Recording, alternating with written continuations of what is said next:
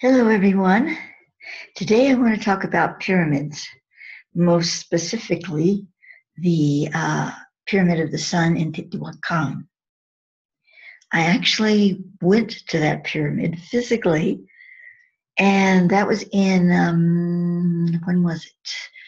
Probably, it would have been, I don't know, the early 1970s, like maybe oh no, I know when it was. Sorry. It was in 1973. Yes, of course. That's when it was. And in fact, it was in January of 1973.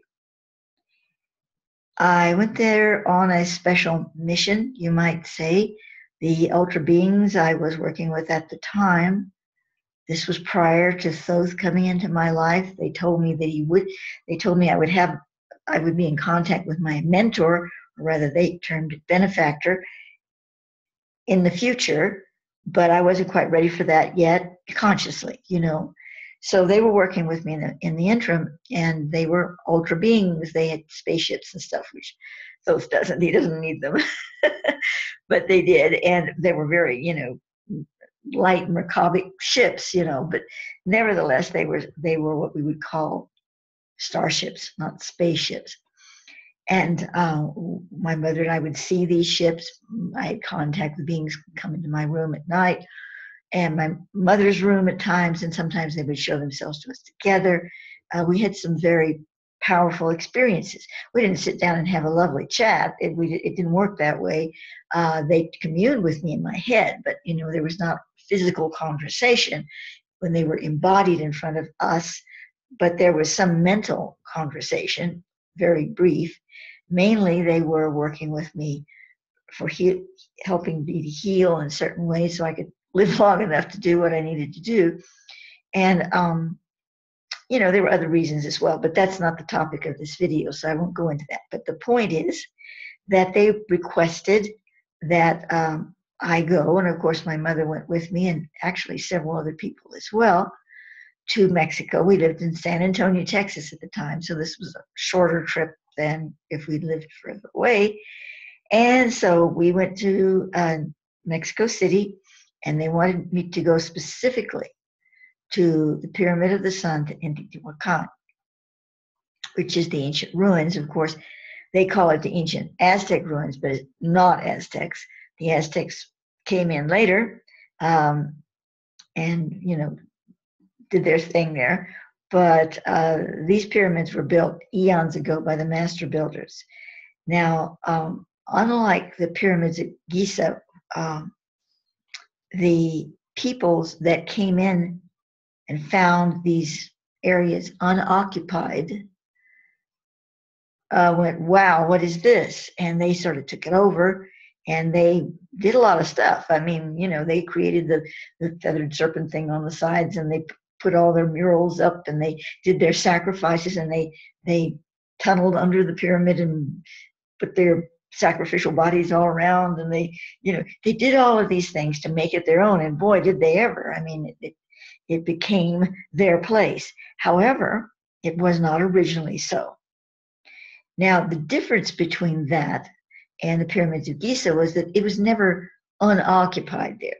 It was never completely left, I mean, the people that lived there in that region continued to live in that region. They didn't abandon it. So the ultra beings that, the master builders that built the pyramids, and then with the floods of the time tsunami, really kind of deteriorated a lot of the outer of that. And then that was when Thoth, and his second embodiment as Thoth, came in and repaired it, because it was the original Thoth embodiment that had actually built it. Well, the architect for it brought the blueprints, etc. So when he came back as the second time as Thoth, he repaired it. But they were the people, even though later, after that, the Sun Lords left and whatever, the people remembered that. I mean, there was a continuous memory there. So eons later, they kind of sort of remembered it. It was like, oh yeah, well, there were these beings, and there were our gods, and and so the Great Pyramid and all of those pyramids there were kept more pristine.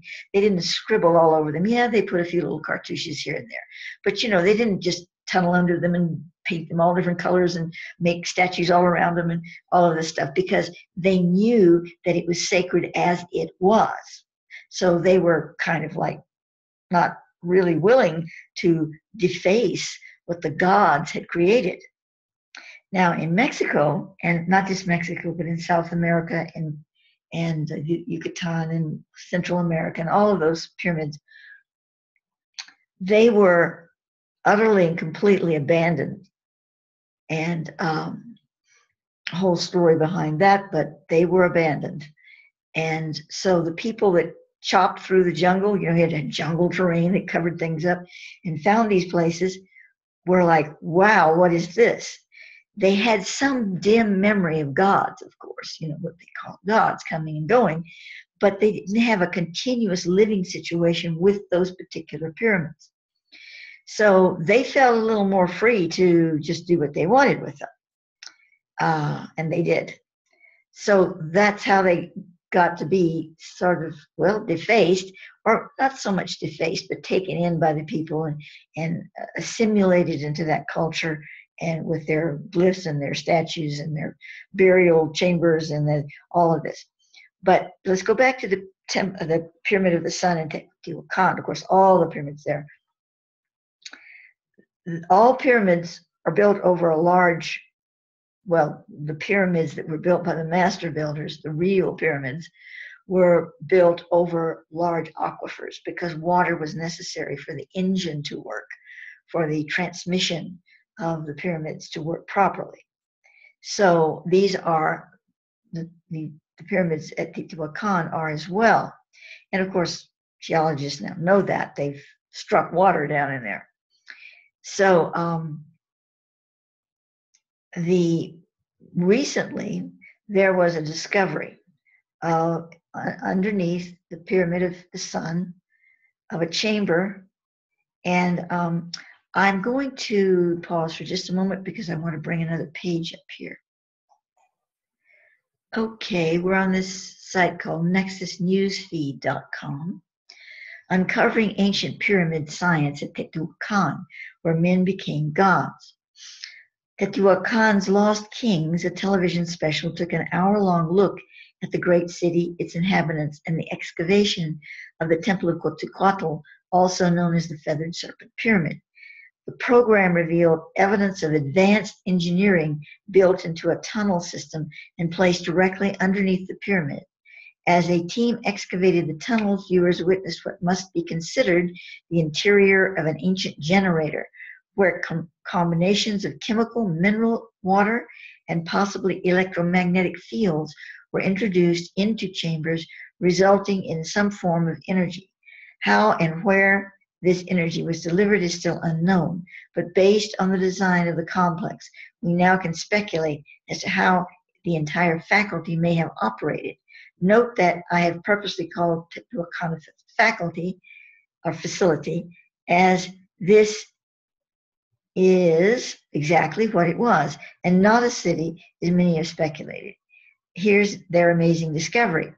Well, it goes on to show all of this in the video, and whatever strange pyrite spheres discovered, these pyrite spheres, a mixture of adobe and crushed rock, and talking about how the walls were lined with pyrite. And this is a very interesting article. And if you type in uncovering ancient pyramid science at Teotihuacan, you should come up with the article. However, the video was disappointing. The video that they're relating here, the Teotihuacan's Lost Kings.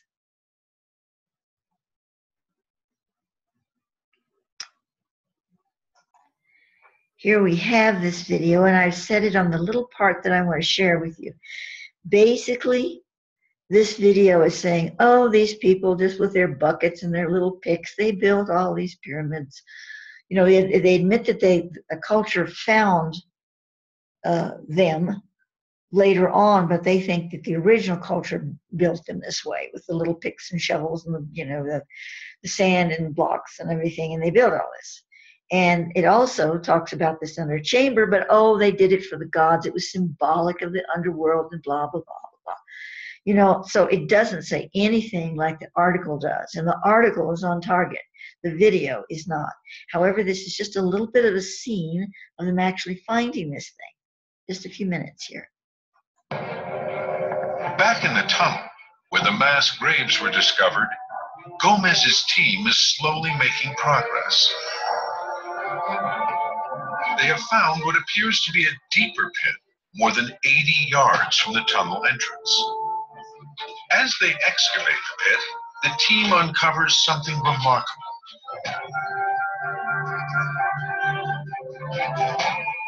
And immediately calls Gomez over to have a look.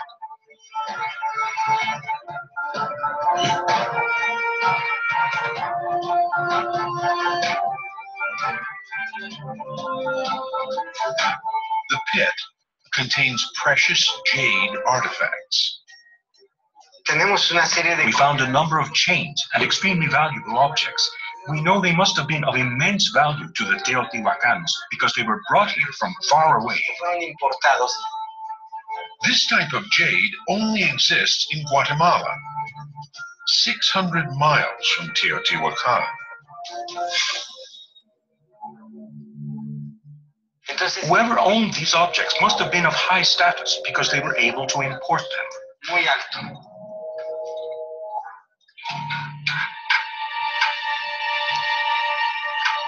Well, here they're talking, of course, about the people being very impressed with what they found down there.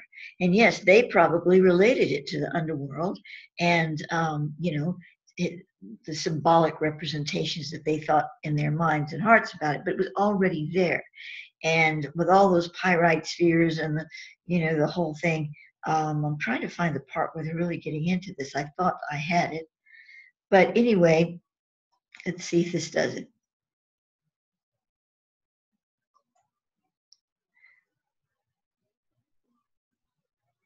Oh, I don't know. I thought I had the place. So I'm not going to go on with this. But the idea is that they did find this. And it does relate to what is being said on the page that I just read you. It is a chamber for the purpose that is stated. And you would find one in the Great Pyramid too. But it's more sophisticated because it needs to be. And it's actually, I think it's underneath the vault of Osiris that Thoth speaks about, that hasn't been found, of course, either. And at one point, I had a vision many years ago, and I believe that's the chamber. It was very close to the chamber that I was in.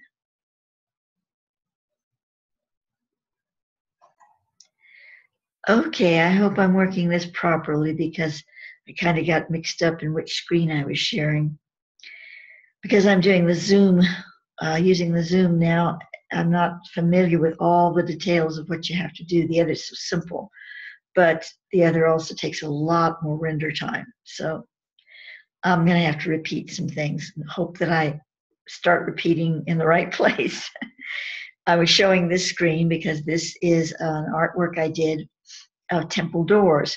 I'm using my avatar, of course, so it doesn't look exactly like what she looked like, but it's a facsimile, who was the leader. Well, she was a priestess oracle, but she led people, historically, she led people from,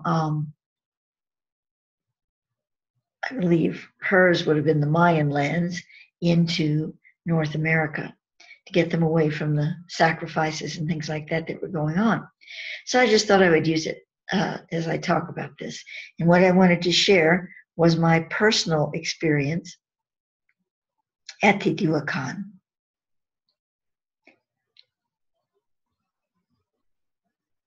As I'd stated, I was asked by my sources to go there on a special mission, so to speak. And once there, I was to climb with my companions to the top of the pyramid.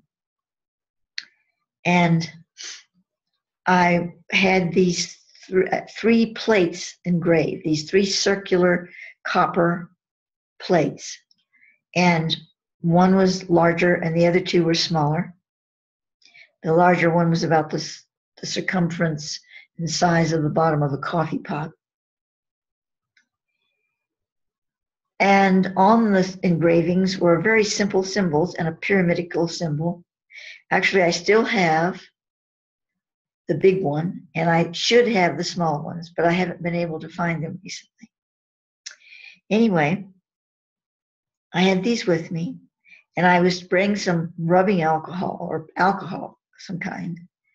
And there was another component, I believe. I can't remember what it was, but I do believe there was another component. Maybe not. Maybe it was just alcohol.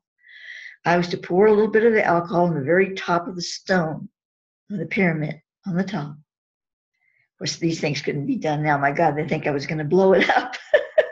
But in those days, it's like, okay, you can do whatever you want. So besides, we were there pretty much alone. This was at an hour when it was not open to the public. So there was nobody there with us. And so I poured the alcohol on the pyramid top, and then I placed these plates, as I was supposed to, on top of it, and left it there for a period of time where we stood there and just sort of held presence. And it was like, okay, that's all, you can take it and go. And that was the end of it. Well, at the time, it seemed pretty nonsensical, but, I trusted my sources, so I did it. Now, of course, it doesn't seem so nonsensical, because if you relate to the fact that I was directly above this chamber underneath, that was some kind of alchemical chamber. I mean, it was it had the pyrite and the salts and the probably other chemicals and things in there, natural chemicals, that were stimulating the whole process to perform something. I apparently was triggering it, just as they said. They said I was going to be triggering this energy that was opening up, coming through the pyramid at that particular time, on that particular date. So now it makes a lot more sense. And on that date, well, it was in coordination with Elvis Presley's Aloha performance in Hawaii, in Honolulu, that was being broadcast, one of the first satellite broadcasts around the world. Over 1 billion people are going to be watching it, or something like that. And, it was a big deal in those days. Of course, now that's how everybody sees television, but not then. And so all these masses in places like China, even in different places, were being allowed to see this. And of course, Elvis has universal appeal. He was a mystical master. He had a great deal of spirituality, and he was a learned being who was a member of Self-Realization Fellowship and ardently studied for many, many years spiritual practices and books and of all types and religions and all of this. In fact, I have written a book on Elvis called Blue Star Love. And in it, I have a chapter on this very experience.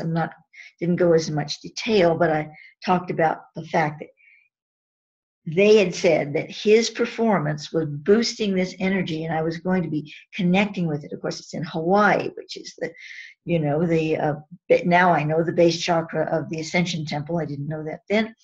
And so the boosting energy coming through, it's also the royal point of the planet.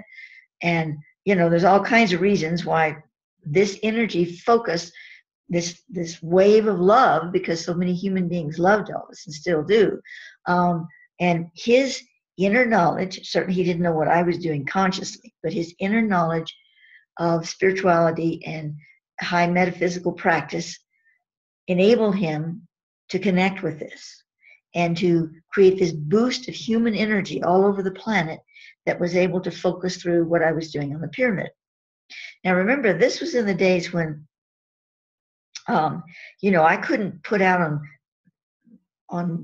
networks that would go all over, like Facebook or something. Oh, I'm going to do this. Let's all focus on this energy. Besides, I wouldn't have been able to reach that many people anyway, but I couldn't even do that, you know. So nobody knew we were doing this except just this little group of people. So this was a really powerful time. And I was told, actually, which song he was going to be singing when the peak was reached and the energy was released.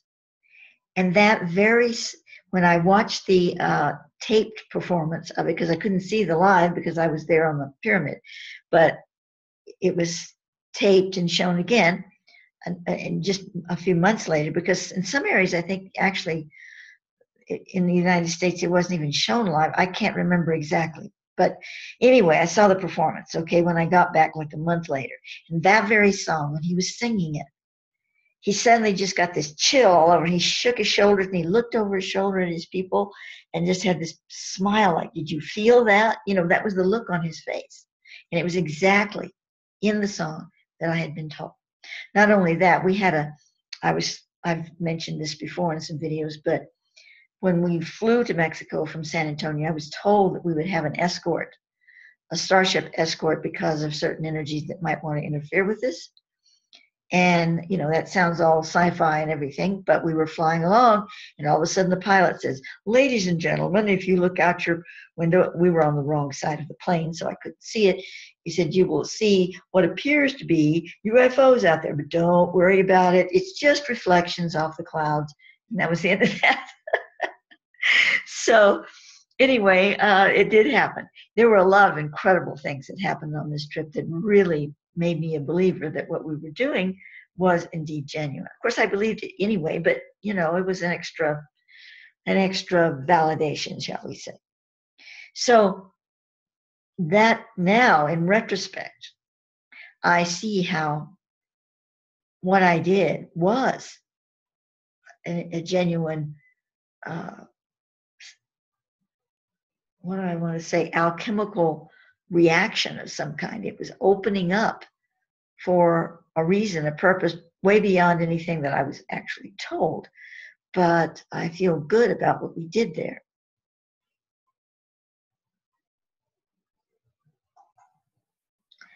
And now, of course, with the Pyramidus radius matrix, that is pinging all these pyramids all over the planet and underneath the ocean, all these pyramids to be active now. I mean, they're just all charged and going so that the Pyramidus radius can blossom and develop.